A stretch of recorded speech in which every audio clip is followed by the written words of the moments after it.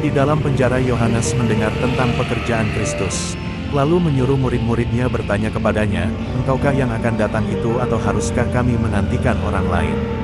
Yesus menjawab mereka, "Pergilah dan katakanlah kepada Yohanes apa yang kamu dengar dan kamu lihat. Orang buta melihat, orang lumpuh berjalan, orang kusta menjadi tahir, orang tuli mendengar, orang mati dibangkitkan dan kepada orang miskin diberitakan kabar baik. Dan berbahagialah orang yang tidak menjadi kecewa dan menolak aku." Setelah murid-murid Yohanes pergi, mulailah Yesus berbicara kepada orang banyak itu tentang Yohanes, "Untuk apakah kamu pergi ke padang gurun? Melihat bulu yang digoyangkan angin kian kemari? Atau untuk apakah kamu pergi? Melihat orang yang berpakaian halus? Orang yang berpakaian halus itu tempatnya di istana raja. Jadi untuk apakah kamu pergi? Melihat nabi? Benar, dan aku berkata kepadamu, bahkan lebih daripada nabi.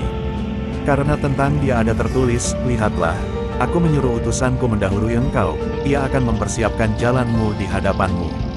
Aku berkata kepadamu, sesungguhnya di antara mereka yang dilahirkan oleh perempuan tidak pernah tampil seorang yang lebih besar daripada Yohanes Pembaptis, namun yang terkecil dalam kerajaan sorga lebih besar daripadanya. Sejak tampilnya Yohanes Pembaptis hingga sekarang, kerajaan sorga diserong dan orang yang menyerongnya mencoba menguasainya. Sebab semua nabi dan kitab Taurat bernubuat hingga tampilnya Yohanes.